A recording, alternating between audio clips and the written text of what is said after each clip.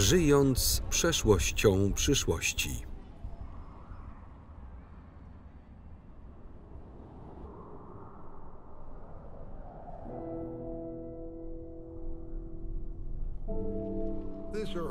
Ta ziemia była tu przed nami i będzie tu jeszcze długo po tym, jak odejdziemy.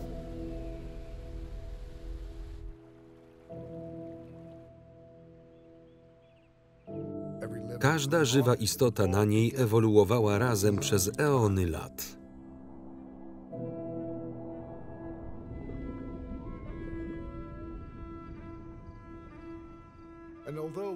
I chociaż jesteśmy częścią tej siatki życia, ponieważ ją widzimy, myślimy, że stoimy ponad nią.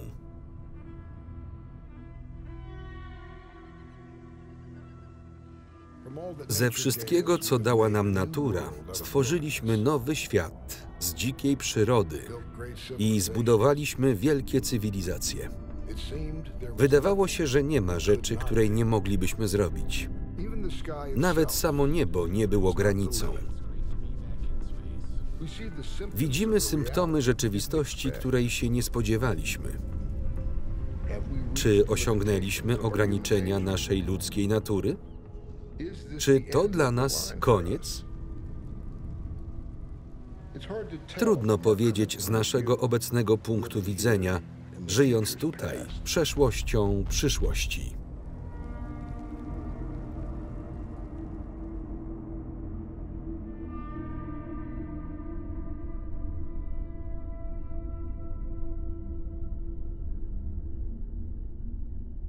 Świat, w którym żyjemy, jest po prostu szokująco niebieską kulą. Kiedy widzisz go w kosmosie, rozumiesz, że jest to planeta, która kręci się wokół Słońca, obracając się wokół własnej osi. Oceany, chmury, góry, lasy. Wszystko to można zobaczyć z góry. Możesz zobaczyć ponad 1000 mil w dowolnym kierunku, a wszystko to porusza się pod tobą z prędkością 5 mil na sekundę.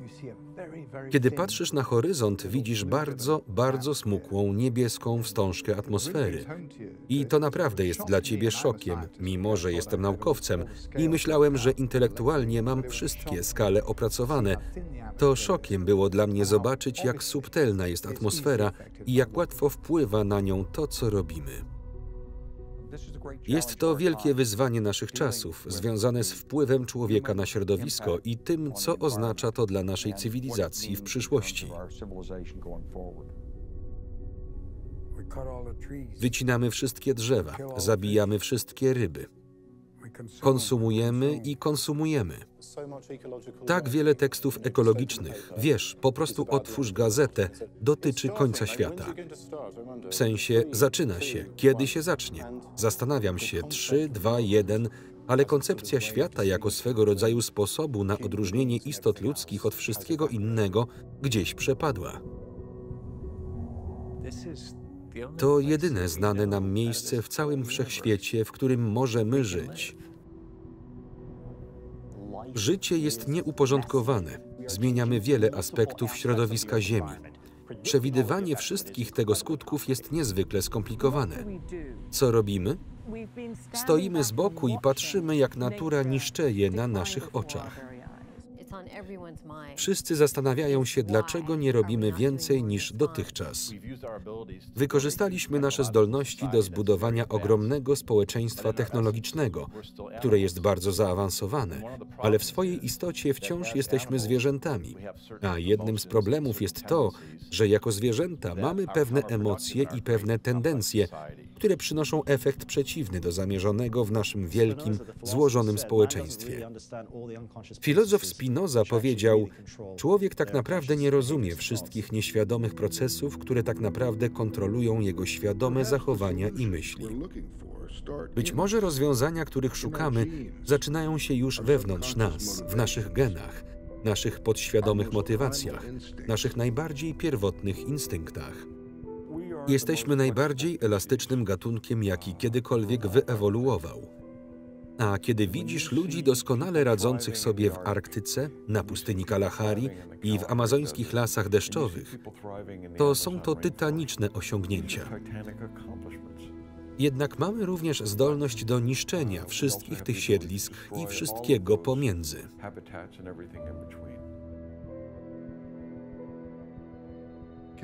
Czy spojrzenie na ewolucję może pomóc nam zrozumieć obecną, świadomą tożsamość i przyszłość ludzkości?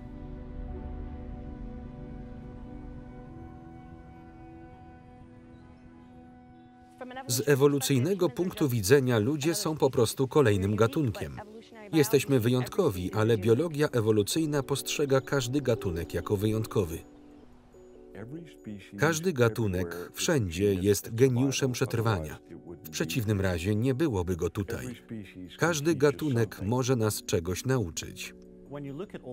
Kiedy patrzysz na różne formy życia, rośliny i zwierzęta, wydają się one tak różne od siebie.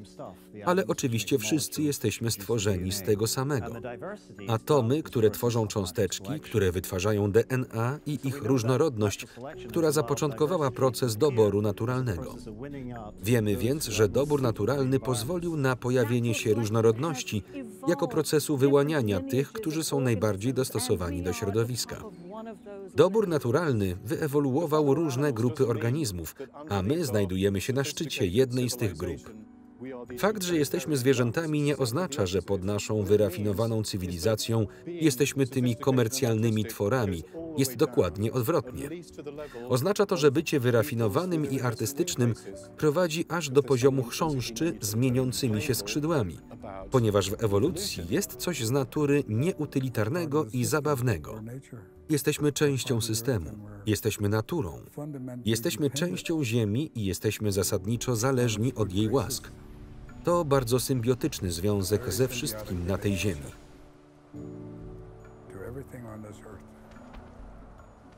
I rozumiem niektórych ludzi, którzy mówią: nie, to jest sprawa nauki. To nie jest dla nas, to jest domena Boga. Nie powinniśmy tego robić. Słyszę ten pogląd, ale naprawdę nie sądzę, że to jest to, co widzę w Piśmie Świętym. To, co widzę w Piśmie Świętym, to daj spokój, chcę ci to pokazać. Chcę ci się objawić. Nie postrzegam nauki jako wyzwania dla mojej wiary. W rzeczywistości postrzegam ją jako jej potwierdzenie. Jesteśmy nowi na planecie. Jesteśmy dopiero co ewoluującą istotą. Jesteśmy w fazie próbnej. Pod względem ewolucji zwierzęta dostosowują się do warunków ekologicznych, ale jako ludzie jesteśmy w stanie kontrolować nasze warunki ekologiczne. Ewolucja sama w sobie jest procesem, w którym organizmy stają się bardziej wydajne w wydobywaniu zasobów ze swojego środowiska. Ludzie są wyjątkowi, ponieważ to, co odróżnia nas od wszystkich innych zwierząt, to opanowanie technologii. Jesteśmy wyjątkowo zdolni do przekształcania naszego środowiska w sposób, w jaki nie potrafią tego inne zwierzęta. My, ludzie, jesteśmy naprawdę wielkimi naczelnymi, które miały szczęście, stając się dwunożnymi i odkrywając, jak wymuszać działania innych zwierząt na odległość. Wymyśliliśmy, jak okiełznać ogień i wykorzystać go na naszą korzyść. Nasza rozwijająca się technologia pozwoliła nam na ekspansję na nowe terytoria i manipulowanie środowiskiem w sposób, który dał nam przewagę.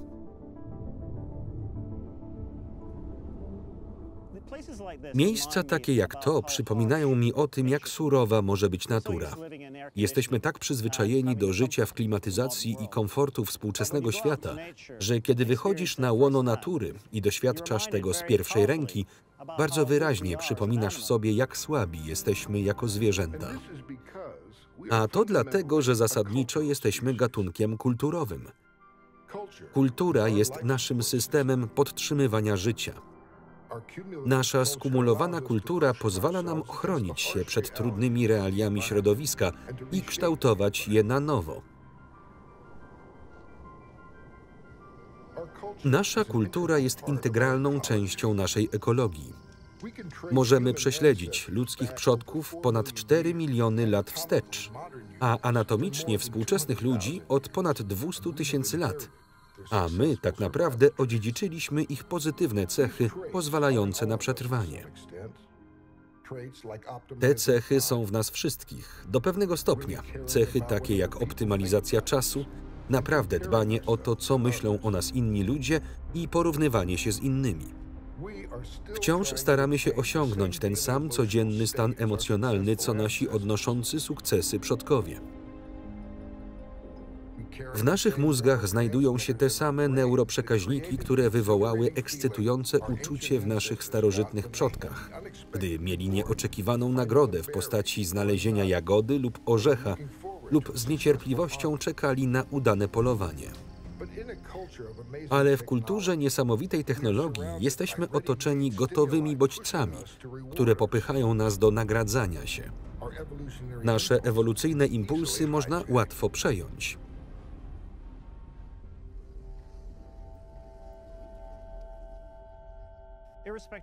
Niezależnie od tego, gdzie na świecie dorastałeś, w naszym DNA jest umiejętność kopiowania tych, którzy nas otaczają.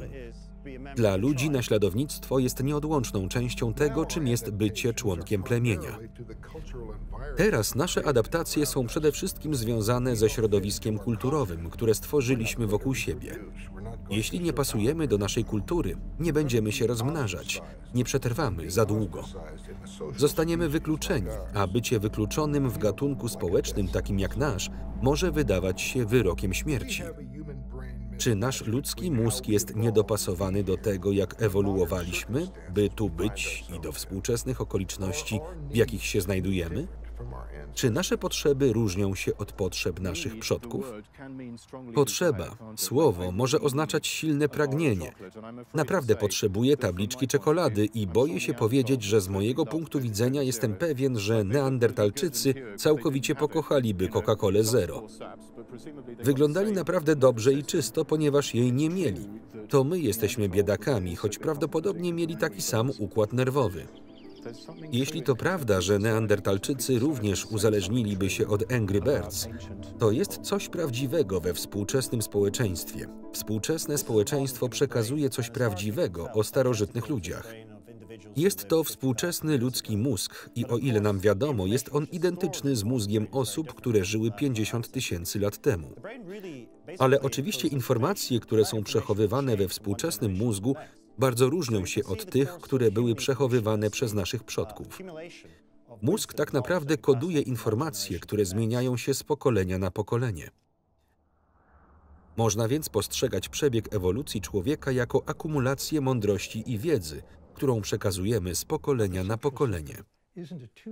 Nasz system percepcyjny nie jest dostrojony do ogromnych zmian, które zachodzą na naszej planecie, ani do bardzo drobnych szczegółów tych zmian. System alarmowy naszego mózgu, ciało migdałowate, ośrodki emocjonalne są bardzo precyzyjnie dostrojone do tych wcześniejszych zagrożeń z czasów, gdy szelest w krzakach mógł być tygrysem, który miał cię zjeść, lub dzisiejszej rzeczywistości symbolicznej. Nie jestem traktowany sprawiedliwie lub kochanie, musimy porozmawiać, lub cokolwiek innego, co cię wyzwala. Mamy bardzo szybki system, który zajmuje się reakcjami jelitowymi, odruchowymi reakcjami, natychmiastową reakcją na niebezpieczeństwo. Z drugiej strony mamy wolniejszy, bardziej rozważny system, który wymaga czasu, aby się zaangażować i który jest powolny i rozważny, który powinniśmy angażować, gdy patrzymy na złożone kwestie w otaczającym nas świecie.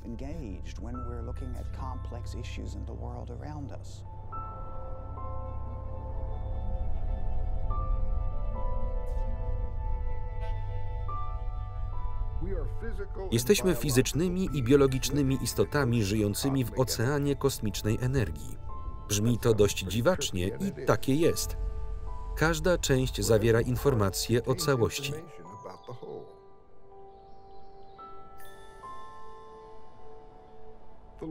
Długa perspektywa obejmuje zarówno przyszłość, jak i przeszłość.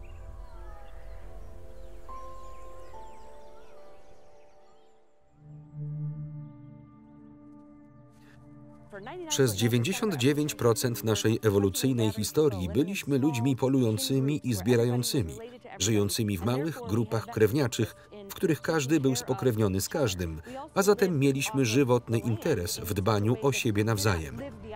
Żyliśmy również z ziemi w taki sposób, że nie przekraczaliśmy możliwości środowiska. Nie było sposobu na przechowywanie żywności przez dłuższy czas, a zatem nie było możliwości pozyskiwania nadwyżek. W rezultacie stworzyło to bardzo egalitarny system społeczny, w którym kobiety miały autonomię. Nie było prawdziwej, sztywnej hierarchii dominacji wśród mężczyzn i dopiero po wynalezieniu rolnictwa i zadomowieniu roślin i zwierząt ludzie stanęli w obliczu sytuacji, co zrobić z tymi nadwyżkami zasobów. Był to początek rewolucji neolitycznej. Po raz pierwszy zaczęliśmy uprawiać ziemię. Od tego momentu wszystko nabrało rozpędu, a minęło zaledwie około 12 000 lat. W kategoriach ewolucyjnych to mgnienie oka. Kontrolowanie produkcji i dystrybucji tych nadwyżek zasobów doprowadziło do zmiany organizacji społecznej.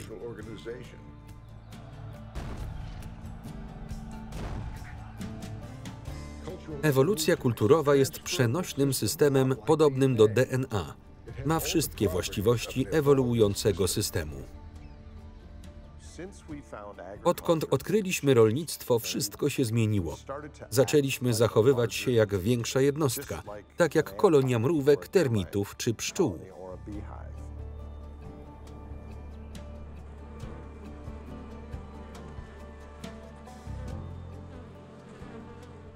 Pszczoły i mrówki to pojedyncze organizmy pełniące różne role. Śpieszą się, by nakarmić lub obronić kolonię i wspólnie tworzą superorganizm.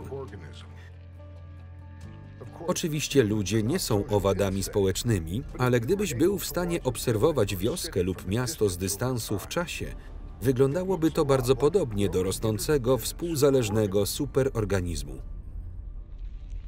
Reorganizacja materialnej egzystencji z daleko idącymi implikacjami.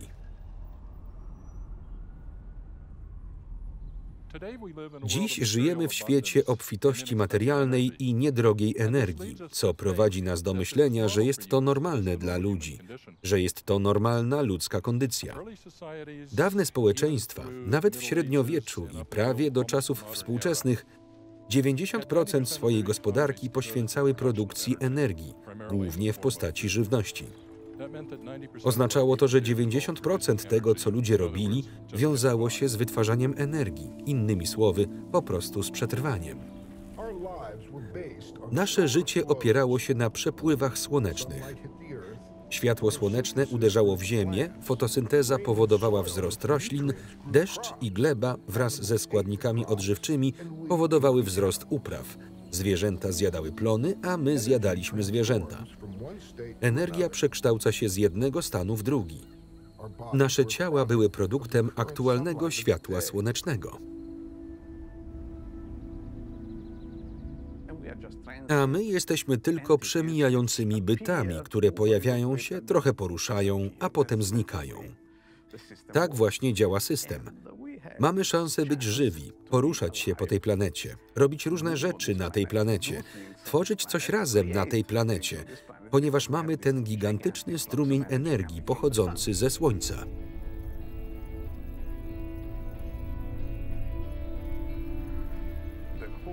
Cały wszechświat jest gigantyczną maszyną do rozpraszania potencjałów energetycznych. Energia jest wszystkim w tym sensie, że nic nie porusza się we wszechświecie bez dostępnego potencjału energetycznego.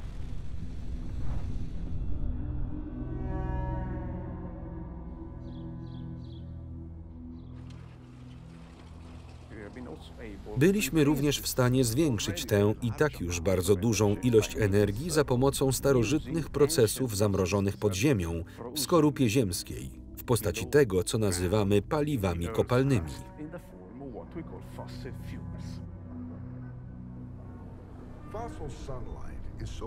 Energia słoneczna ze źródeł kopalnych jest tak potężna, że nie da się jej odróżnić od magii. Wydobywamy to starożytne światło słoneczne w bardzo krótkim okresie historii ludzkości.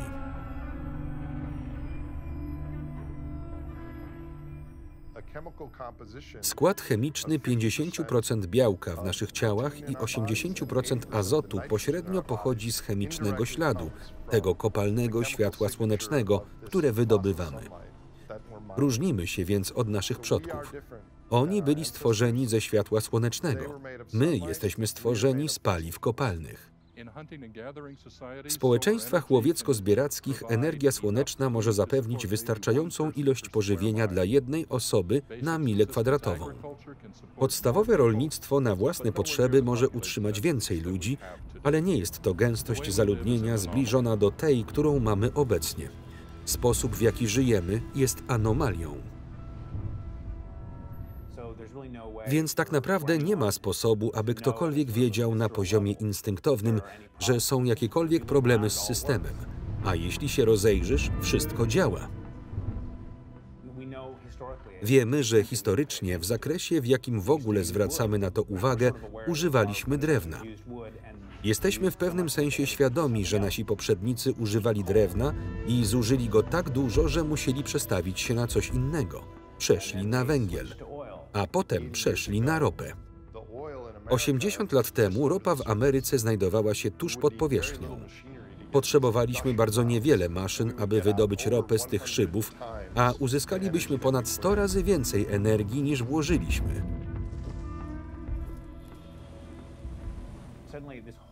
Nagle otworzył się zupełnie nowy świat komunikacji, a wraz z nim zupełnie nowy model tego, jak się żywimy, jak się ubieramy, jak budujemy schronienie, co całkowicie zmieniło sposób, w jaki żyjemy. Umożliwiło nam to wyprowadzenie się z kraju. W całej historii ludzkości musieliśmy żyć w pewnym rozproszeniu, aby nie opodatkowywać zbytnio żadnego konkretnego zasobu. Gdy zaczęliśmy być w stanie importować żywność lub energię, mogliśmy mieszkać gdziekolwiek chcieliśmy, a tam, gdzie chcieliśmy mieszkać, były miasta. Doszło więc do masowej migracji i opustoszenia terenów wiejskich.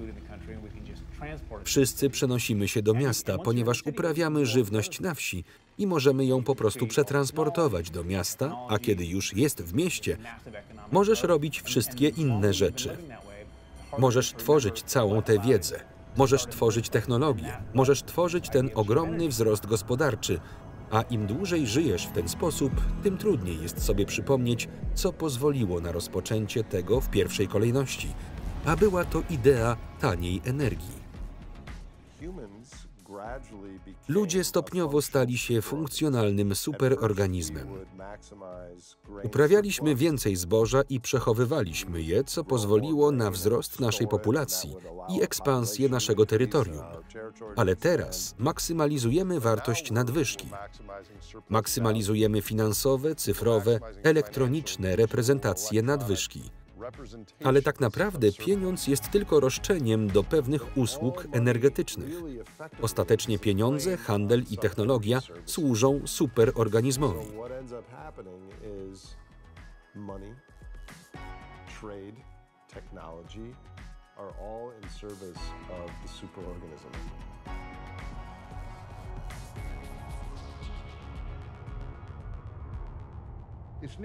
Niemal niemożliwe jest samodzielne funkcjonowanie jednostek we współczesnym społeczeństwie. Przyczyniamy się i polegamy na rosnącym superorganizmie, który nas żywi, ubiera, zasila naszą wyrafinowaną komunikację, a nawet chroni nasze społeczeństwa przed sobą nawzajem poprzez wysoce zorganizowane działania wojenne. Żyjemy w sieci energożernych współzależności i nigdy tak naprawdę nie widzimy szerszej perspektywy. Stan obfitości może mieć niezamierzone konsekwencje. To paradoks naszych czasów.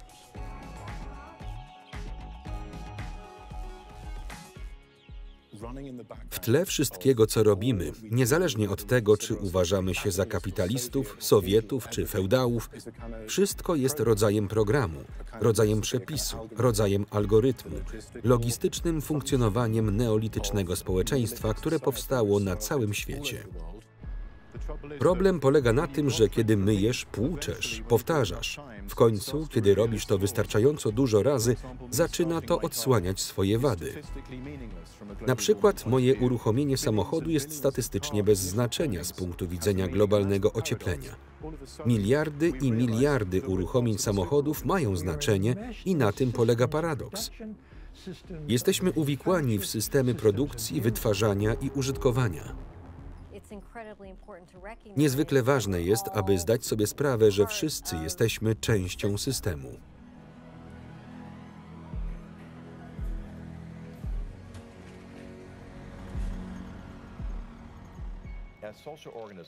Jako organizmy społeczne jesteśmy czymś w rodzaju mrówek.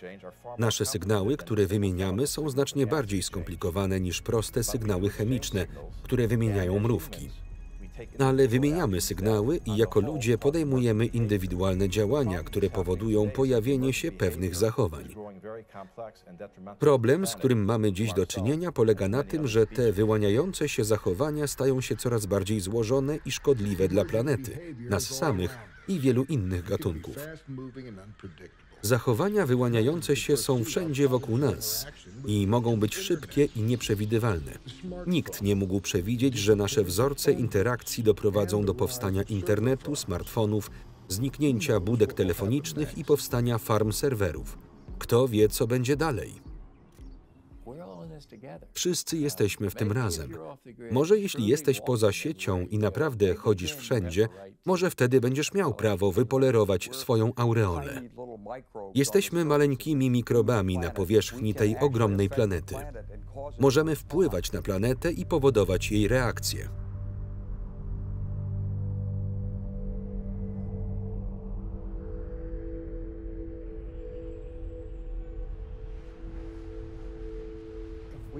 Jeśli nie przestaniemy emitować dwutlenku węgla w takim tempie, wkrótce będziemy w tarapatach.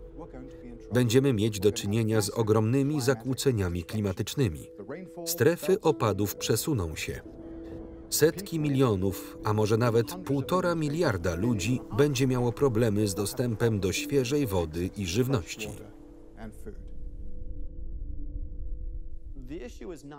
Nie chodzi o to, jaki jest świat, gdy jest zimno lub ciepło. Jesteśmy w okresie zmian. Interesujące jest to, jak zmienia się świat, gdy dramatycznie, w naszym przypadku, zwiększamy stężenie dwutlenku węgla i innych gazów cieplarnianych w atmosferze. Lub gdy cierpi z powodu utraty bioróżnorodności, spowodowanej naszym własnym zachowaniem. Jeśli nadchodzi duża zmiana i chcemy wiedzieć, co może zrobić w przyszłości, co robimy? Patrzymy na to, co wydarzyło się w przeszłości. Historia geologiczna w dużej mierze potwierdza wnioski płynące z modeli klimatycznych. Kiedy mówi się, że podwojenie dwutlenku węgla doprowadzi do ocieplenia o około 2,5 do 3 stopni, historia Ziemi zasadniczo się z tym zgadza. Tak więc wiele moich własnych badań koncentruje się na odtworzeniu klimatu w przeszłości. Przyglądamy się dramatycznym zmianom i nie ma ich zbyt wiele, ponieważ w historii Ziemi rzeczy zmieniają się stopniowo. 3 lata temu rozpocząłem pewien projekt. Miał on na celu przyjrzenie się wydarzeniu, które miało miejsce około 120 milionów lat temu. Jego celem było zbadanie właśnie tego. Było to coś, co ogólnie uważaliśmy za gwałtowne zakwaszenie oceanów, gwałtowne ocieplenie. I pomyśleliśmy, spójrzmy na to i zobaczmy, co się stało. W miarę jak badaliśmy to coraz bardziej i coraz lepiej radziliśmy sobie z modelami wiekowymi, otrzymywaliśmy coraz lepsze rekonstrukcje zmian klimatu. Stało się jasne, że to szczególne wydarzenie, które miało miejsce około 100 milionów lat temu, spowodowało zmianę klimatu w ciągu około 40 000 lat. Jest to ten sam stopień zmiany klimatu, który naszym zdaniem może nastąpić w ciągu najbliższych 100 lat. W systemie jest znacznie więcej energii. Mamy bardzo małą wiedzę na temat tego, jak biologiczne systemy podtrzymywania życia na Ziemi zareagują na dramatyczne i szybkie zmiany. Na naszej planecie mamy niezwykłe biomy, które są pojedynczymi elementami układanki. Obraz jest jasny, gdy wszystkie są funkcjonalne i obecne. Jednak jeśli zaczniemy odrywać te elementy, nie będziemy już w stanie zobaczyć, jak naprawdę wygląda ten obraz, a funkcjonalność całego systemu zostanie zachwiana.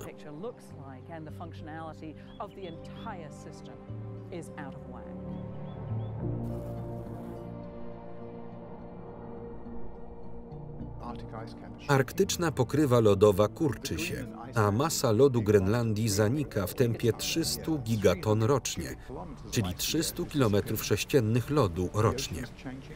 Ocean się zmienia. Podnosi się poziom morza. Obserwujemy znaczny wzrost poziomu morza.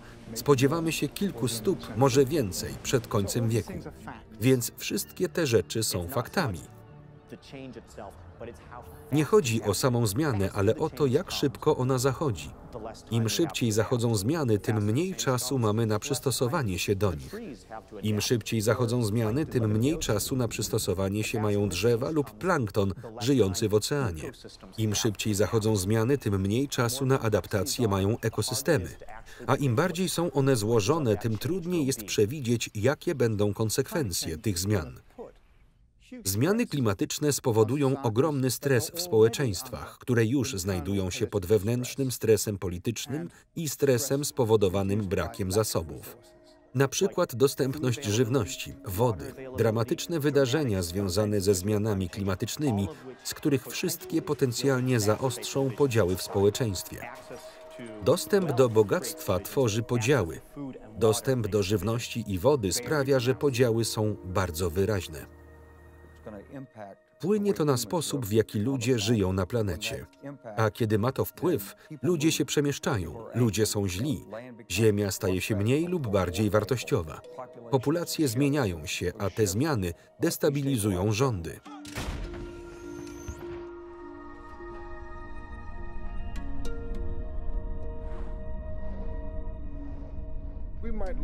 Możemy spoglądać nocą w górę i podziwiać odległe gwiazdy, jakbyśmy znajdowali się w nieskazitelnej, kryształowej kuli śnieżnej. Ale nasze problemy nie mogą już być spychane na podwórko tych mniej potężnych, mniej szczęśliwych spośród nas. Tutaj jesteśmy i tutaj zostaliśmy stworzeni, gdzie wszystko od rolników, psów, świateł LED, kwiatów, ołówków, polityków, mikrofalówek i pingwinów po przeszłość, teraźniejszość i przyszłość są ze sobą powiązane.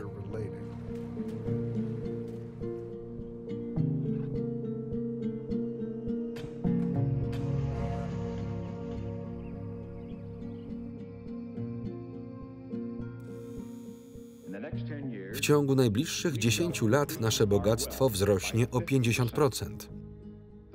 Nasuwa się jednak pytanie, czy oznacza to, że będziemy o 50% bogatsi w prawdziwym tego słowa znaczeniu, o 50% lepiej sytuowani, o 50% szczęśliwsi. Tak więc, by uzyskać więcej faktów na temat zmian klimatycznych lub wyczerpywania się ropy naftowej lub niszczenia środowiska, ludzie nie wiedzą, co robić, ponieważ są częścią tego organizmu, który próbuje uzyskać więcej substancji chemicznych poprawiających samopoczucie. Bieżnia staje się coraz mniejsza i mniejsza i mniejsza, a liczba osób, które chcą się na niej znaleźć, jest coraz większa i większa. W końcu zabraknie miejsca do biegania, więc ludzie będą spadać. Wielu ludzi spadnie. Jesteśmy głęboko zmotywowani przez posiadanie celu. Motywuje nas poczucie autonomii, skuteczności i kontroli. Tam, gdzie wydaje się, że nasze dary, nasza energia, nasza siła życiowa nie będą miały wpływu, po prostu się wycofamy i najprawdopodobniej przekierujemy tę energię tam, gdzie możemy poczuć, że mamy największy wpływ. A gdzie znajduje się to obecnie w naszej kulturze? W konsumpcji.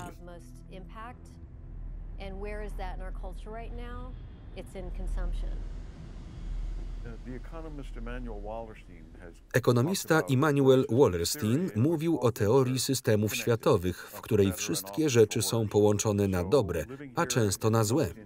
Więc żyjąc tutaj, w najbardziej uprzemysłowionej części uprzemysłowionego świata, nasze macki sięgają wszędzie.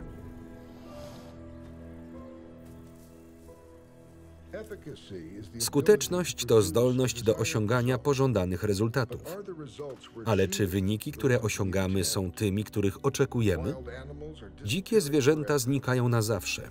Nasza inteligencja zmienia świat na naszych oczach.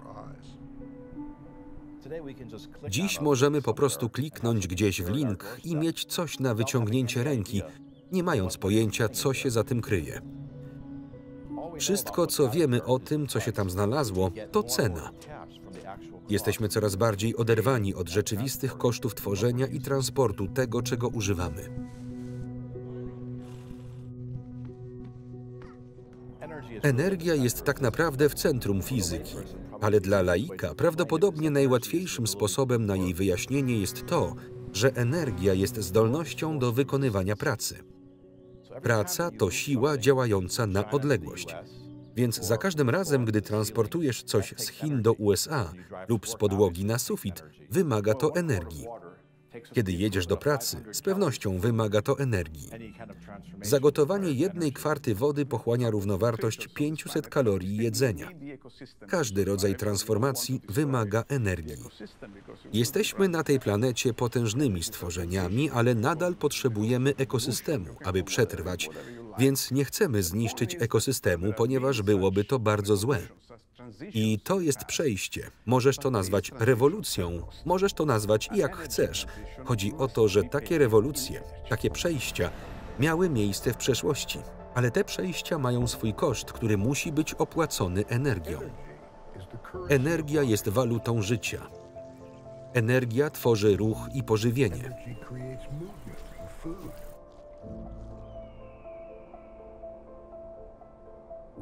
Całe życie wykorzystuje przepływ energii.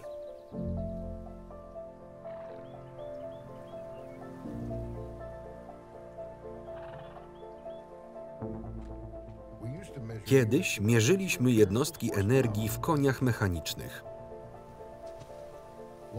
1 koń mógł wykonać pracę 10 mężczyzn.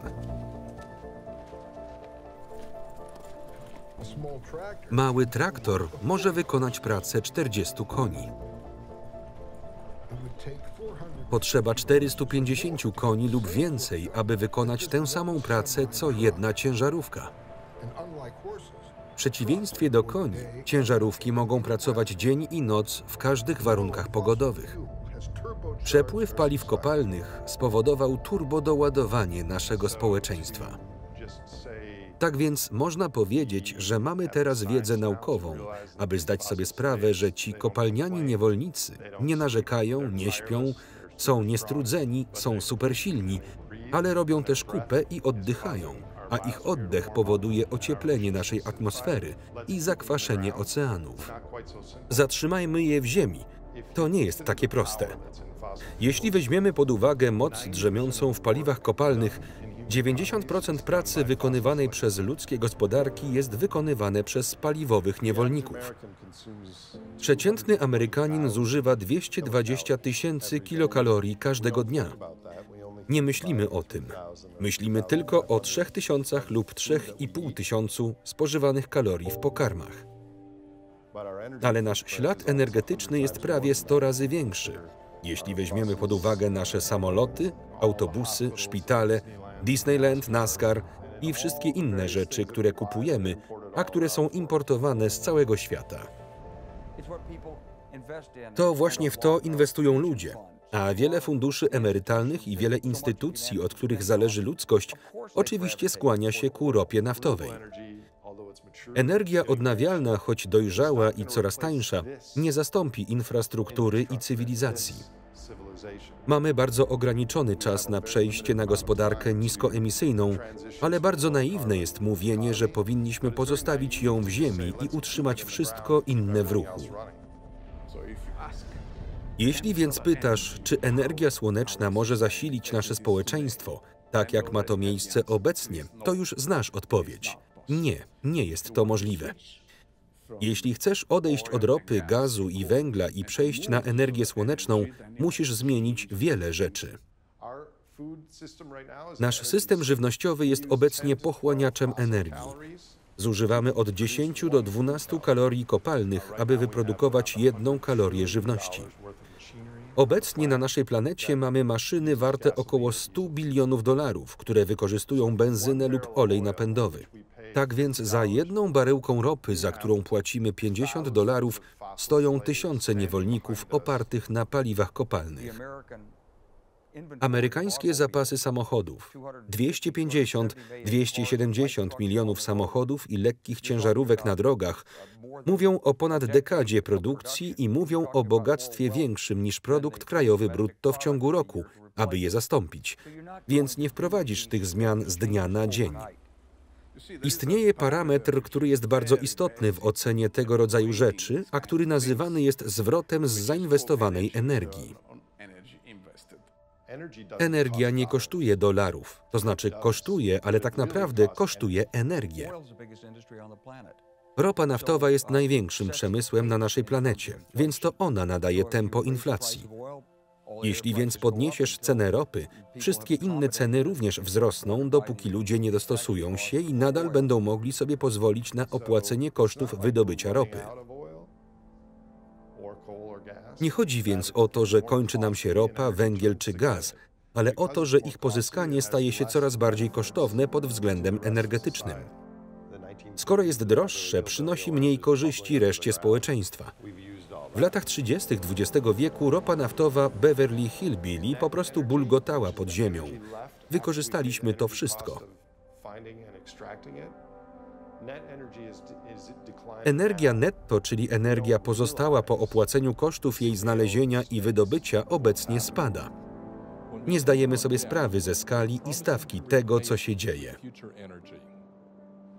Kiedy zaciągamy dług, obiecujemy spłacić go przyszłą energią. Paliwa kopalne nie będą trwać wiecznie, nie mogą trwać wiecznie. Potencjał energetyczny jednej baryłki ropy jest równy potencjałowi człowieka pracującego 40 godzin tygodniowo przez 4,5 roku. Trzeba myśleć o przyszłości. Trzeba oszczędzać coś na przyszłość, aby mieć zyski z energii odnawialnej. Stare powiedzenie mówi, że nie należy zjadać ziarna kukurydzy.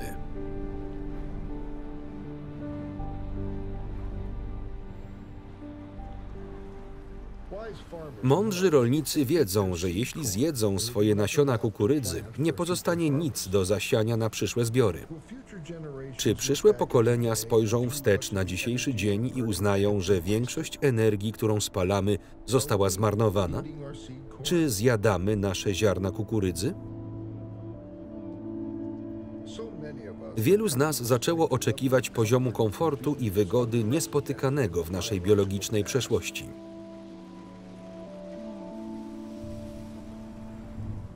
Musimy przedefiniować nasze oczekiwania nie jako to, co stracimy, ale co możemy zyskać, przygotowując się na coś innego.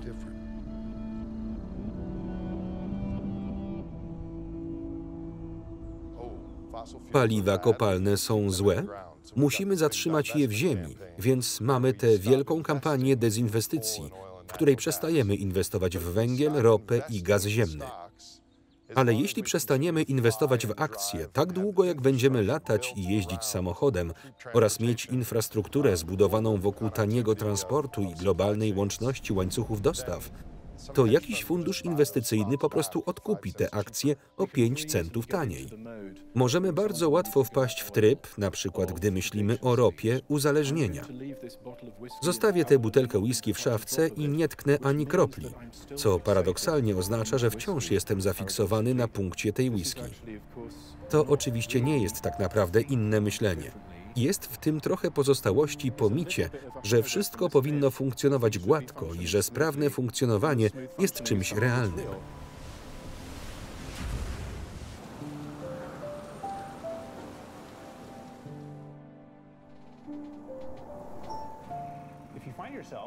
Jeśli za 10 lub 20 lat znajdziemy się w świecie, w którym energia nie będzie tania, będziemy musieli w jakiś sposób zlikwidować ten ogromny globalny system miejski.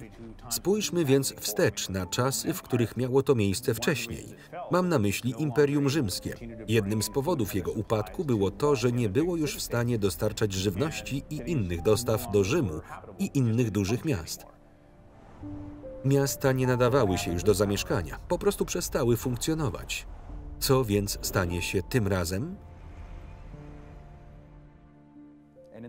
W przeszłości to właśnie konflikty z innymi plemionami przyniosły ludzkości postęp taki, jaki faktycznie jest, za ogromną cenę rzezi. Pierwsza wojna światowa przyniosła radio i samoloty. Druga wojna światowa dała nam energię jądrową. Wyścig kosmiczny między Stanami Zjednoczonymi a Związkiem Radzieckim i zimna wojna, która dała nam satelity komunikacyjne, globalne pozycjonowanie i wiele innych rzeczy. A teraz musimy pracować wspólnie. Nie możemy pracować przeciwko sobie. Musimy pracować ze sobą. Musimy pracować ze sobą z myślą o przyszłości, a nie przeciwko sobie w obecnej chwili. Problem nie tkwi w tym, co myślimy o świecie, w którym żyjemy, ale w tym, jak o nim myślimy.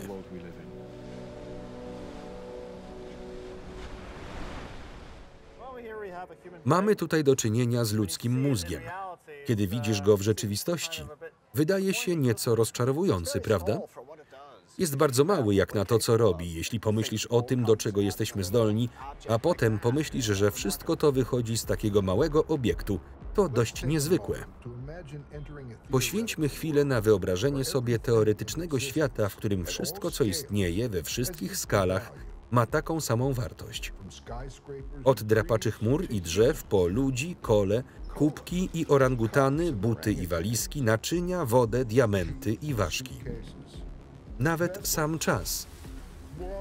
Jeśli możemy sobie wyobrazić, że każda rzecz jest z natury równa, to będziemy wiedzieć, że to, co postrzegamy jako rzeczywistość, pochodzi z sądów wartościujących, które istnieją w naszych umysłach.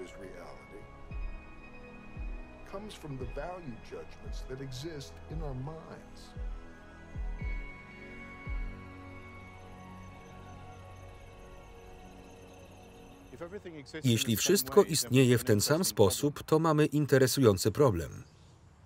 Jeśli prawdą jest, że nawet przez samo istnienie zabijam ogromną liczbę form życia, to muszę dowiedzieć się, jakie rodzaje form życia chciałbym zabić i muszę być w tym raczej świadomy i jednoznaczny. A bycie świadomym i jednoznacznym w różnych kwestiach jest niesamowicie uciążliwe. Na przykład zawsze istnieje niezamierzona konsekwencja tego, co robisz.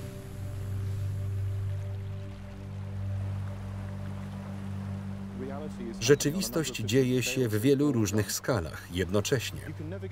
Nigdy nie można zrobić tego całkowicie dobrze, więc ponownie stajemy przed koncepcją odkrywania różnych odcieni hipokryzji. Znasz to słynne badanie, w którym mówi się, że jeśli zaoferuję ci $20 teraz lub $50 za tydzień, ludzie są niemal zmuszeni do wybrania opcji krótkoterminowej?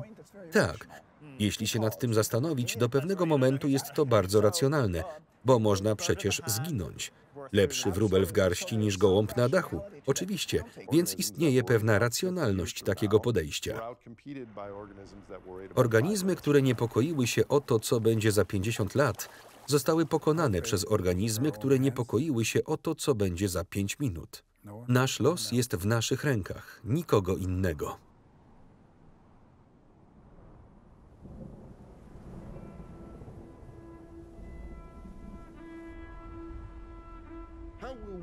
Jak ukształtujemy przyszłość, aby osiągnąć lepsze wyniki?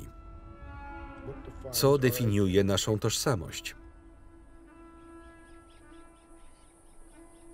Czy jesteśmy naszymi pragnieniami?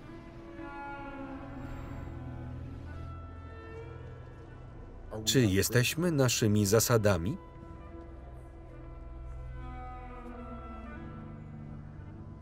Kim jesteśmy? To, kim jestem, jest tak naprawdę akumulacją moich doświadczeń z innymi ludźmi, moich interakcji z innymi ludźmi. Niemowlęta nie mają koncepcji ja, nie mają pojęcia, kim są, ale gdy wchodzą w interakcje z innymi ludźmi, zaczynają tworzyć obraz siebie, poczucie tego, kim są i myśli o tym, kim są. Jest to tak naprawdę pochodna poglądów i reakcji innych ludzi. We współczesnym społeczeństwie ludzie spędzają dużo czasu i wysiłku na gromadzeniu przedmiotów i rzeczy, które czasami nie mają żadnego szczególnego zastosowania. Ale to prawie tak, jakbyśmy musieli zdobywać rzeczy wokół nas, aby wyrazić to, kim jesteśmy. Używamy przedmiotów jako formy wyrazu nas samych. W życiu czujących istot pożądanie jest nieuniknione. Rodzaj plastikowych produktów, które konsumpcjonizm wytwarza z pożądania, może być opcjonalny, ale pożądanie jest nieuniknione. Ta sama motywacja sprawia, że Apple z łatwością sprzedaje nam co roku nowego iPhone'a. To znaczy gwarantuje ci, że nie potrzebujesz następnego iPhone'a. W rzeczywistości nie wiesz nawet, jakie nowe funkcje będzie miał i nie będziesz wiedział, dopóki ich nie zobaczysz. Ale jesteś prawie pewien, że je polubisz, kiedy je zobaczysz. I o to właśnie chodziło w tym pojęciu dynamicznego starzenia się. Pozwolono ci czuć, osiągnąć pewien stan emocjonalny przez krótki okres czasu, a potem niemal tak samo szybko, jak go osiągnąłeś, zaczął zanikać i musiałeś mieć coś innego. Naprawdę kochamy sposób na szybsze odczuwanie tego, co chcemy czuć. Możemy mieć dziś bardzo rozwinięty, świadomy umysł z dużą wiedzą kulturową, wiedzą techniczną, ale sposób, w jaki myślimy, jest nadal pod silnym wpływem prymitywnej nieświadomości, którą rozwinęliśmy miliony lat temu. My, ludzie, nie jesteśmy jak zwierzęta. Jesteśmy zwierzętami. A jako zwierzęta konkurujemy o partnerów. Organizmy na wolności, które mają dodatkowe zasoby do pokazania, takie jak krzykliwe ogony lub duże poroża, reklamują swoim partnerom, że moje geny są tak dobre, że nie muszę oszczędzać, ponieważ jestem tak silny, że mam te niesamowite atrybuty. To samo zjawisko ma miejsce w społeczeństwie stworzonym przez ludzi, aby zaimponować przedstawicielom płci przeciwnej. Wiele z tych pokazów wymaga poświęcenia dodatkowej energii i zasobów naturalnych, których tak naprawdę nie potrzebujemy, aby być genetycznie sprawnym, ale reagujemy na te sygnały kulturowe, jakby te rzeczy naprawdę miały znaczenie. Wierzę, że kwestia statusu i okazywania go jest jednym z najbardziej fundamentalnych czynników determinujących nasze zachowanie. Wiesz, kto wie o tym najlepiej ze wszystkich? To ludzie zajmujący się marketingiem i reklamą. Ponieważ kiedy sprzedają nam rzeczy, a są to projektanci lub to, co wykorzystują, to zaabsorbowanie tym, co myślą inni ludzie, ponieważ intuicyjnie rozumieją, że wszyscy jesteśmy zwierzętami poszukującymi pozycji społecznej. Lubimy wygodę, lubimy nowości i lubimy torby opatrzone nazwą. Lubimy pić z butelek, które możemy wyrzucić. Lubimy styropianowe pojemniki na nasze fast foody. Plastik sam w sobie jest czymś trwałym w czasie. Jest poddawany recyklingowi, zmniejsza się, a teraz wraca do nas i jest wykrywany w naszym krwiobiegu.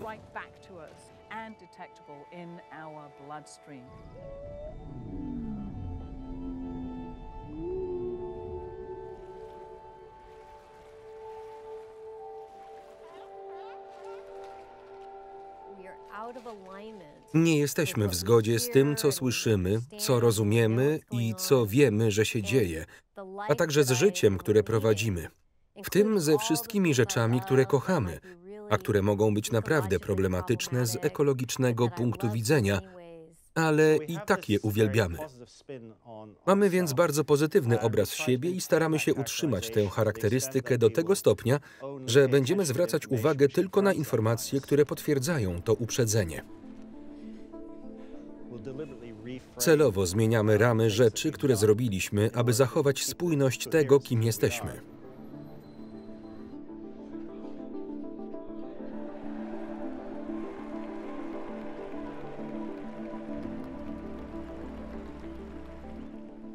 Nasze mózgi zawsze tworzą te zniekształcenia. Nie mamy bezpośredniego kontaktu z rzeczywistością. Jedną z ważnych cech, które rozwinęliśmy i które pomogły nam przetrwać, była tożsamość grupowa. I dziś tożsamość grupowa nadal odgrywa ważną rolę w naszym życiu i ma istotny, nieświadomy wpływ na nasze postawy i działania. Mamy więc tendencję do przypisywania winy innym, zamiast przyjmowania jej na siebie. Jest to część uprzedzeń, które tworzą lub utrzymują spójność bycia dobrym człowiekiem. Tak więc wszyscy jesteśmy w stanie funkcjonować z błędnym wyobrażeniem o tym, co naprawdę dzieje się w naszym świecie. I nie ma w nas mechanizmu ani głosu, który sygnalizowałby skuteczność tego stanu rzeczy. Nie chcemy żyć w stanie niepokoju. Chcemy wierzyć, że rzeczy, które lubimy robić, nigdy się nie zmienią.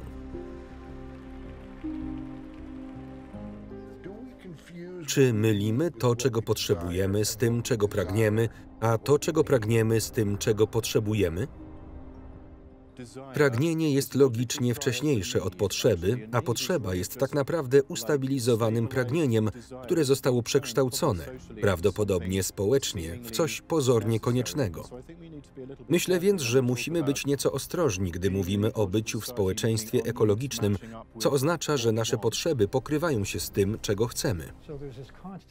Istnieje więc ten ciągły taniec między ośrodkami hamującymi, które wiedzą, co jest dla nas dobre, w górnej części mózgu, szczególnie w obszarze przedczołowym, a obszarami śródmózgowia, odpowiedzialnymi za impuls emocjonalny, który po prostu chce złapać tę pyszną rzecz i mieć ją teraz.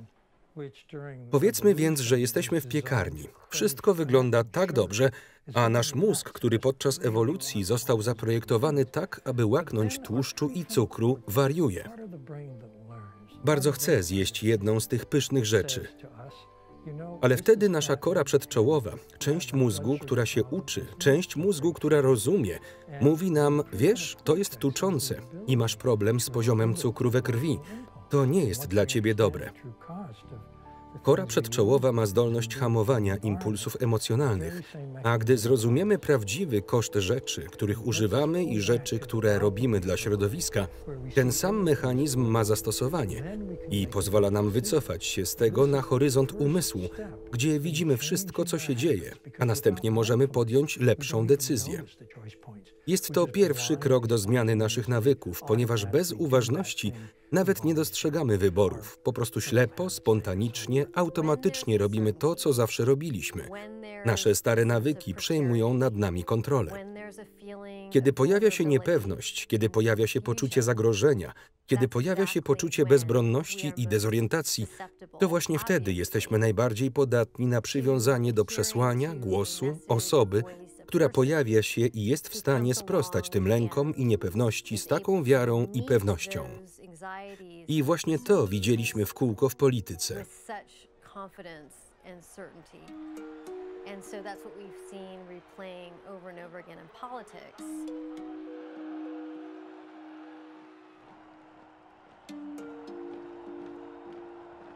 Nie muszę wspominać o oczywistych przykładach tego, co dzieje się, gdy poczucie strachu szerszej publiczności jest wykorzystywane.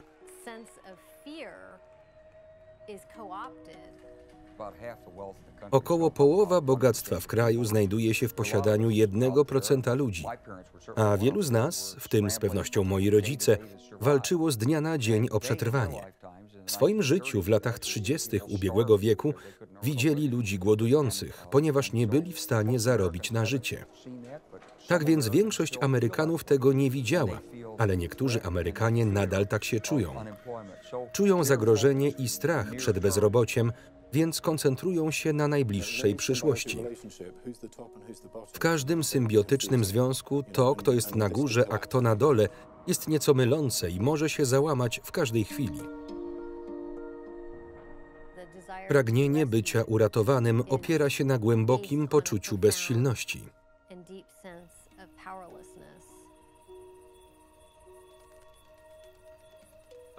Otwórz gazetę lub obejrzyj konwencjonalny, ekologiczny film dokumentalny, a zobaczysz wszelkiego rodzaju fakty, które mogą sprawić, że poczujesz się przestraszony, zdenerwowany i winny. W ten sposób mówimy sobie o katastrofie ekologicznej. Problem polega na tym, że z psychologicznego punktu widzenia wciąż jesteśmy przed czasem, w którym to się dzieje, w jakiś sposób pozwalając sobie na wybór, czy podążać tą ścieżką, czy nie. Chodzi o to, że już podążamy tą ścieżką. Kiedy my, przedstawiciele nauki o klimacie, mówimy o rzeczywistości zmian klimatycznych, na pierwszy rzut oka brzmi to trochę przygnębiająco. Tak więc naturalną reakcją człowieka, gdy słyszy złe wieści, a ktoś inny mówi mu: nie, nie, nie, to nieprawda, Jest co najmniej, jakby to powiedzieć, nadzieja, że facet, który mówi ci, że tak się nie stanie, ma rację. Przez 6 lat w kongresie mówiłem, że zmiany klimatu to nonsens. Naprawdę nic o tym nie wiedziałem. Ponieważ reprezentowałem prawdopodobnie najbardziej czerwony okręg w najbardziej czerwonym stanie w kraju, wiedziałem, że muszę być temu przeciwny. Mój syn przyszedł do mnie. Głosował po raz pierwszy, właśnie skończył 18 lat i powiedział do mnie: tato, zagłosuję na ciebie, ale musisz zrobić porządek ze środowiskiem. Twoje dziecko jest chore. 98 lekarzy mówi, żeby leczyć je w ten sposób. 2 mówi, nie, ten sposób jest inny. Pójdę z tymi 2. Podejmujesz duże ryzyko dla tych dzieci. Niektórzy uważają, że mamy tu do czynienia z deficytem informacji, że gdybyśmy tylko dali ludziom więcej informacji naukowych, pokazali im wyniki badań, to by się do nas przekonali. Mamy ludzi, którzy zarabiają na życie i otrzymują dużo pieniędzy w radiu i telewizji, wypowiadając się na różne tematy. Ostatniej nocy spali w Holiday Inn Express, a teraz są ekspertami od klimatu. To problem z identyfikacją. To nie wygląda jak moje plemię, nie brzmi jak moje plemię, nie brzmi jak nasz okrzyk wojenny, nie brzmi jak nasza pieśń. Zbyt często przedstawia się naukę o klimacie tak, jakby była to jakaś nowa religia, w którą trzeba wierzyć. Nie wymagajmy od ludzi wiary w naukę o klimacie. Wystarczy powiedzieć: oto kilka danych.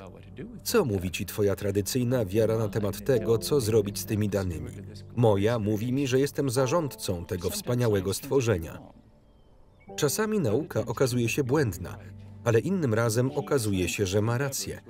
A kluczem do przedsięwzięć naukowych, o których dzisiaj rozmawiamy, jest otwartość, dostęp do danych i ich pełne wykorzystanie.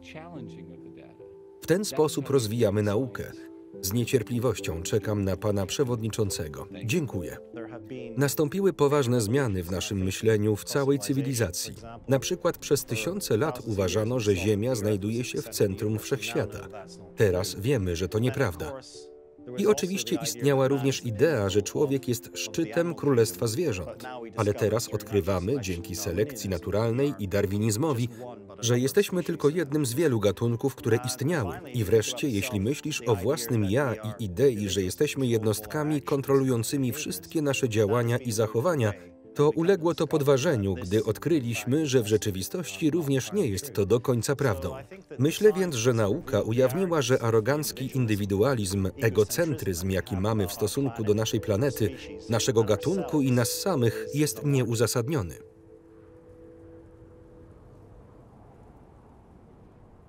Ekologia. To słowo pochodzi od greckiego oikos, czyli dom. Jest to badanie relacji, które łączą wszystkich członków ziemskiego gospodarstwa domowego.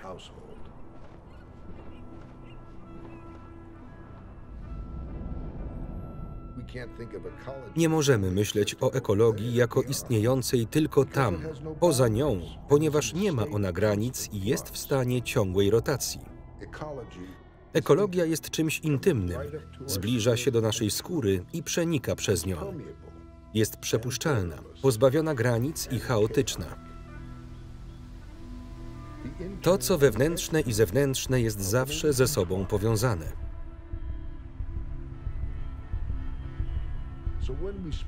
Więc kiedy mówimy o zrównoważonym rozwoju, co mamy nadzieję zachować?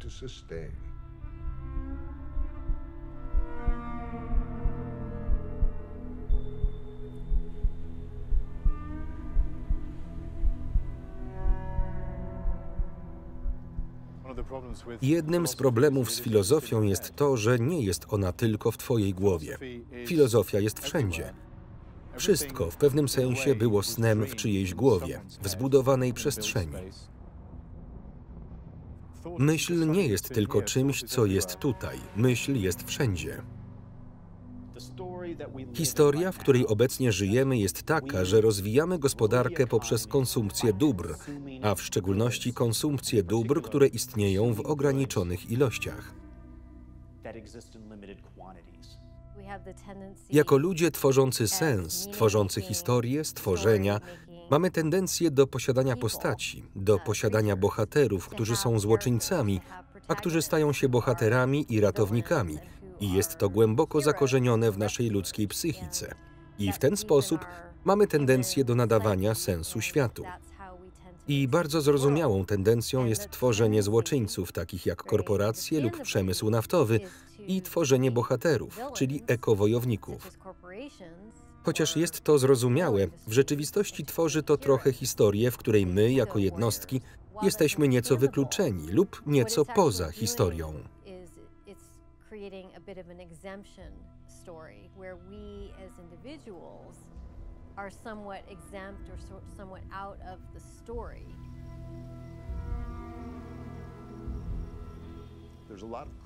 Obecnie w naszej kulturze pojawia się wiele krytyki, że kapitalizm jest zły i że bez niego nie wpływalibyśmy na różne rzeczy. I częściowo jest to prawda.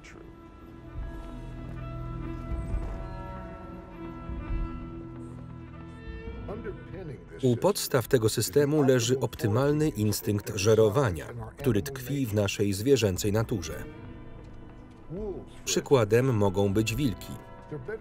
Lepiej jest im upolować łosia, niż poświęcać tyle samo czasu i energii na pogoń za myszą lub królikiem.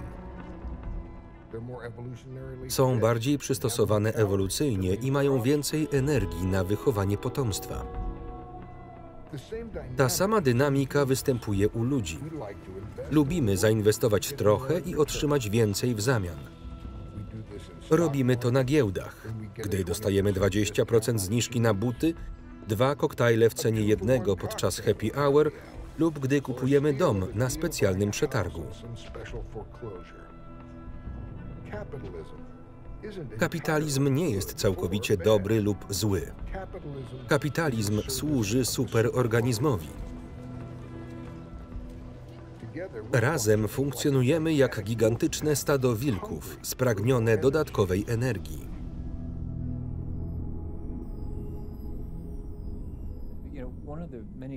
Jedną z wielu przyczyn wojen jest w rzeczywistości niedobór energii.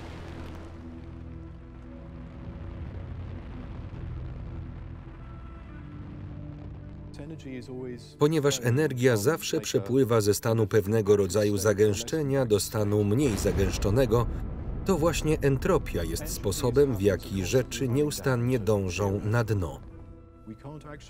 W rzeczywistości nie możemy stworzyć maszyny, która odwracałaby entropię. To z powodu entropii czas wydaje się płynąć tylko w jednym kierunku. Entropia jest powodem, dla którego nigdy nie widzieliśmy, by rozbita szklanka ponownie złożyła się w idealną szklankę. A jeśli szukasz idealnej, ekologicznej maszyny, która faktycznie w pełni przywróci systemowi energię, którą maszyna z niego wyssała, obawiam się, że będziesz musiał poczekać do końca wszechświata.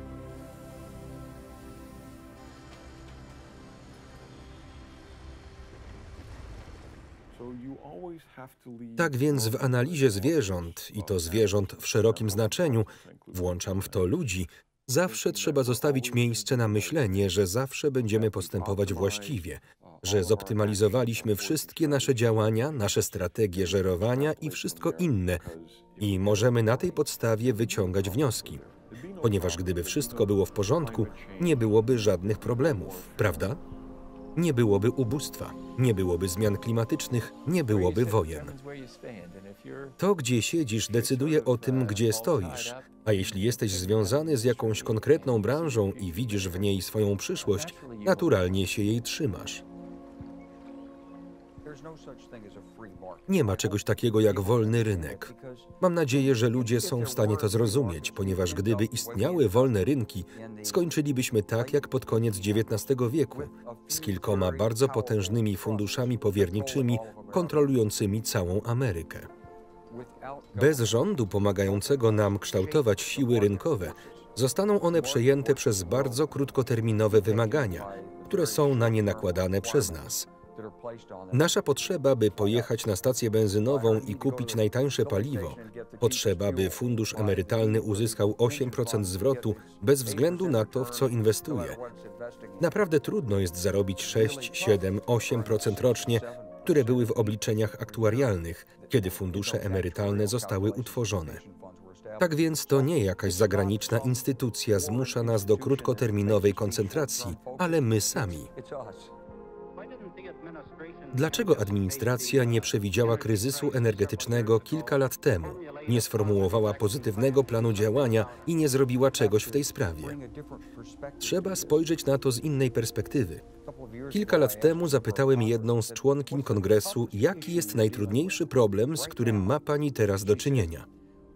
Odpowiedziała, że federalne dotacje na ubezpieczenia przeciwpożarowe na wybrzeżu, ponieważ zawsze je dotowaliśmy, a koszt dotacji znacznie wzrasta. Ludzie nalegają na kupno tych domów, które są narażone na działanie erozji morskiej i powodzi, a ostatecznie na zniszczenie. Nie ma przejrzystych, rozsądnych cen za wszystkie skutki spalania paliw kopalnych.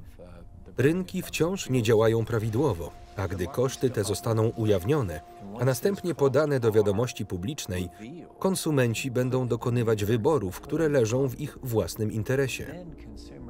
Będziemy produkować paliwo transportowe na naszych dachach. Oczywiście nie twierdzę, że osiągniemy nirwanę i nie będzie wojen. Jednakże jedna z przyczyn wojen byłaby mniejsza, ponieważ energia byłaby bardziej dostępna i dystrybuowana na całym świecie.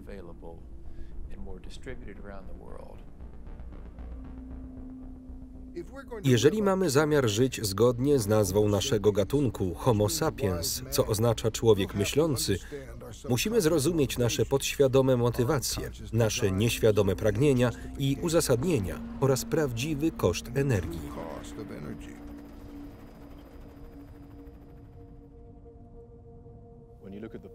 Kiedy patrzysz w przeszłość, patrzysz na decyzje dotyczące tego, jak żyć w świecie, które podejmowali ludzie w przeszłości. Z technicznego punktu widzenia może być prawdą, że nie wiemy wszystkiego o tym, skąd pochodzi nasza żywność. Powtarzamy sobie, że to trudne, ale wystarczy przeczytać tył opakowania płatków śniadaniowych. Dowiesz się z niej, co to za produkt, a potem możesz sprawdzić w Google, skąd pochodzi. Z jakich krajów pochodzą surowce do produkcji iPhone'a? No proszę.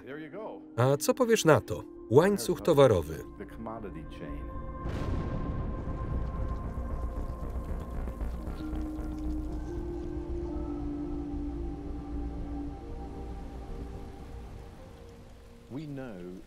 Wiemy, że pewne rzeczy, które robimy teraz, włączają pewne części naszego mózgu lub inspirują pewien rodzaj postawy lub zaszczepiają pewne rodzaje reakcji, niezależnie od tego, jak chcemy o tym mówić. Moglibyśmy pomyśleć o rodzaju ognia, który rozpala w nas konsumpcjonizm ze wszystkimi pragnieniami, jako o pewnego rodzaju bramie do większej liczby pragnień, które mogą być w rzeczywistości bardziej interesujące i bardziej zsynchronizowane z innymi formami życia. Kiedy myślisz o wszechświecie jako o przepływie energii, to po prostu zmienia to całą twoją perspektywę na to, czym jest życie. Wszystkie żywe systemy jako jednostki potrzebują energii. Gdybyśmy myśleli bardziej strategicznie o tym, jak wykorzystujemy energię planety, życie byłoby lepsze dla każdej żywej istoty. Indywidualne zachowanie może wyłonić się jako coś odmiennego w innej skali. Pojawienie się jest w pewnym sensie interaktywne. Nie potrzebujemy całodobowego dostępu do energii. Potrzebujemy całodobowego dostępu do uczuć.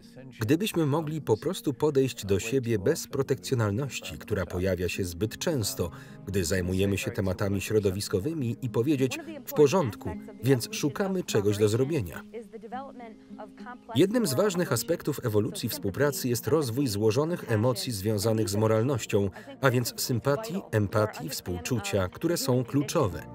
Myślę, że jest to niezbędne dla naszego zrozumienia ludzkiej kondycji. Nasze morfologiczne adaptacje są po prostu odzwierciedleniem tego, gdzie nasi przodkowie pojawili się na planecie. Ile promieni słonecznych docierało do nich, ile tlenu było w powietrzu. To determinuje kształt ich czaszek, kolor ich skóry, ale nie ma to nic wspólnego z nieodłączną istotą tego, co to znaczy być człowiekiem, ponieważ wszyscy jesteśmy tym samym gatunkiem. To była wspaniała podróż dla ludzkości, ale cóż za wspaniały zestaw zagadnień, z którymi będziemy musieli się zmagać w przyszłości. Nie musimy nawet dotrzeć do Alfa Centauri, by znaleźć te problemy i dowiedzieć się czegoś o sobie. Chodzi o to, jak patrzymy na długoterminowe problemy. Czy możemy wcielić w życie mądrość, którą czujemy, że jest tu nieodłączna i mądrze wkroczyć w przyszłość?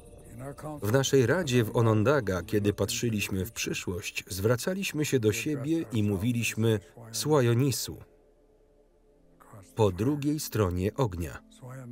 Zapytałem jednego ze starych wodzów, mojego wuja, co to właściwie znaczy.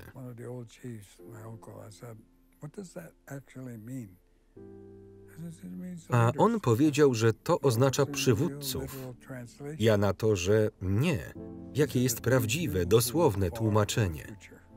Powiedział, że to oznacza tych, którzy patrzą daleko w przyszłość.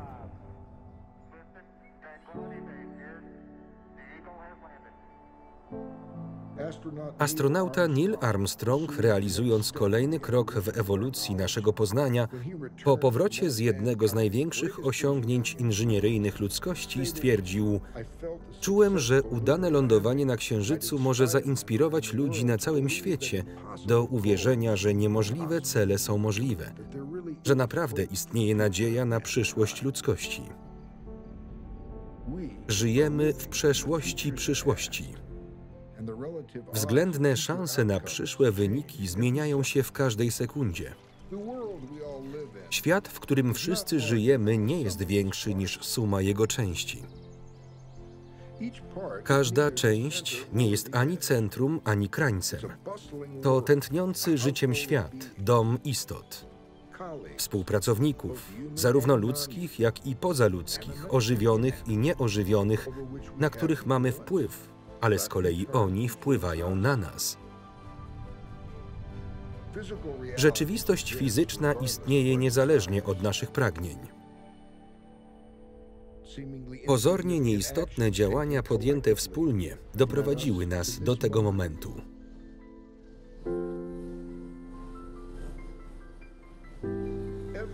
Wszystko jest systemem relacji i nie jest łatwo dostrzec powiązania.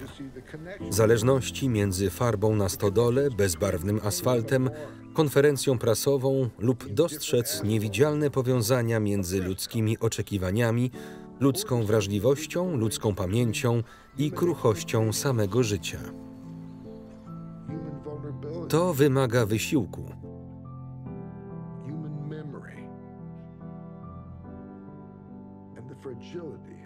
Energia występuje w wielu formach. Jest zarówno środkiem, jak i celem wszystkich naszych dążeń.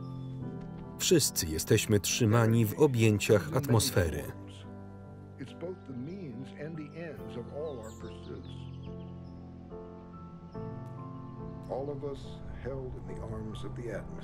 Nie musimy być poetami, naukowcami, superbohaterami czy świętymi. Każdy z nas może zastanowić się nad tym, jak myślimy. Czy rozwiązanie, którego szukamy, może być w nas? Jesteśmy ludzkością. Pomysłowość jest w naszym DNA i potrafimy wizualizować. Jaką przyszłość chciałbyś zobaczyć? Co jesteś gotów wnieść w tworzenie tej przyszłości? Zadaj sobie pytanie, co jestem gotów zrobić? I nie coś, co wymaga więcej wysiłku, niż jesteś skłonny zrobić, a także nie jakiś niewielki wkład, który tylko zaspokoi poczucie winy, ale nie wykona zadania. Zadaj sobie pytanie, co jestem gotów wnieść, co przychodzi mi naturalnie. Coś, co mogę utrzymać, dopóki wyzwanie nie zostanie spełnione. Coś, co pasuje do mojego życia, mój zawód, moje hobby, coś, co pasuje do moich relacji. Coś, co jest częścią tego, kim jestem. Każdy z nas jest wyjątkowy. Każdy z nas ma dar, siłę, którą możemy skierować na tworzenie świata, który chcielibyśmy zobaczyć w przyszłości. Który chcielibyśmy zobaczyć w przyszłości naszych dzieci i potomków. Kochamy nasze dzieci, prawda? Przychodzi mi na myśl cytat filozofa religijnego Pierre'a Teilharda de Chardin. Po opanowaniu wiatrów, fal, przypływów i grawitacji powinniśmy okiełznać dla Boga moc miłości. I wtedy, po raz drugi w historii świata, człowiek odkryje ogień.